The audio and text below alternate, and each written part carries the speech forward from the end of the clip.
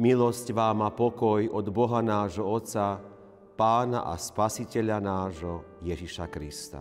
Amen. Milí diváci, sestry a bratia, slová písma svätého k duchovnému zamysleniu v 5. nedeľu po Veľkej noci nachádzame napísané v prvom liste apoštola Pavla Timotejovi, 2. kapitole, vo veršoch 1. až 6. nasledovne. Predovšetkým teda napomínam, aby sa diali prosby, modlitby, prímluvy a ďakovania za všetkých ľudí, za kráľov a za všetkých vysoko postavených, aby sme tichým a pokojným životom žili v úplnej pobožnosti a statočnosti. Toto je dobré a príjemné pred naším Spasiteľom Bohom, ktorý chce, aby všetci ľudia boli spasení a došli k poznaniu pravdy. Jeden je totiž Boh, jeden aj prostredník medzi Bohom a ľuďmi, človek Kristus Ježiš, ktorý dal seba ako výkupné za všetkých, aby sa dosvedčilo všetko v plnosti času. Na to som bol ustanovený ja, ako zvestovateľ a apoštol. Pravdu hovorím a nelúham. Amen.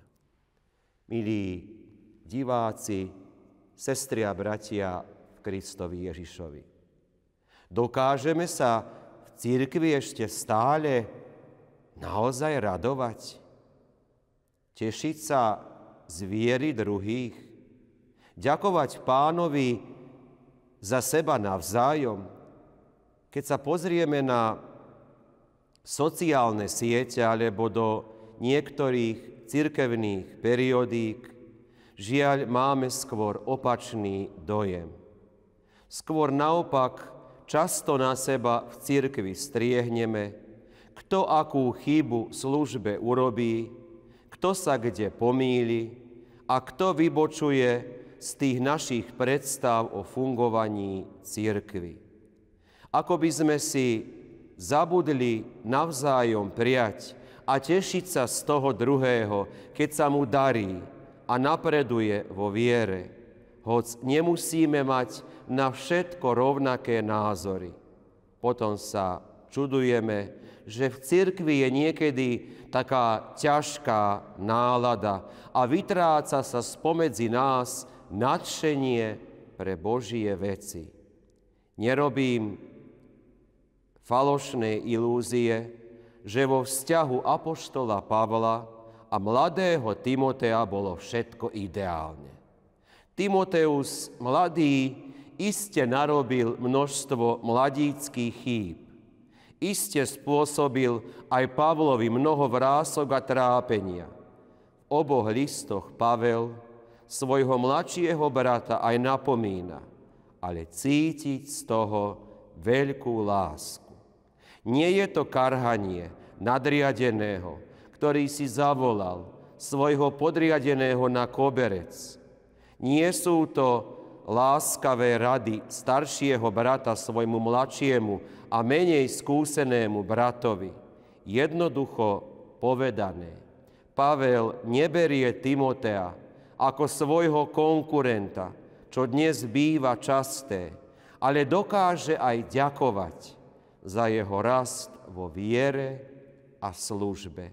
Dokáže sa tešiť z jeho úspechov a hlavne mu ich prijať zo srdca. Nestriehne, kedy akú chybu urobí. Dokážeme to dnes aj my? Dokážeme sa navzájom, milí diváci, za seba modliť, ďakovať a žehnať si? A to aj tým, ktorí majú možno iné názory, iné predstavy o fungovaní cirkvi a zboru, či iné prežívania viery ako my. Dokážeme to ešte, možno naivne, ale predsa len verím, že áno. Amen. Pomodlíme sa. Pane Ježiši, ďakujeme Ti za spoločenstvo našej cirkvi. My vieme, že nie je dokonalé a že sú v nej i ľudia, ktorí nám niekedy nesedia. Napriek tomu im chceme žehnať. A ďakovať aj za to dielo, ktoré skrze nich konáš. Daj do nášho stredu viac lásky ako sváru, viac radosti ako zazerania a viac pokoja ako všetkých šarvátok. Amen.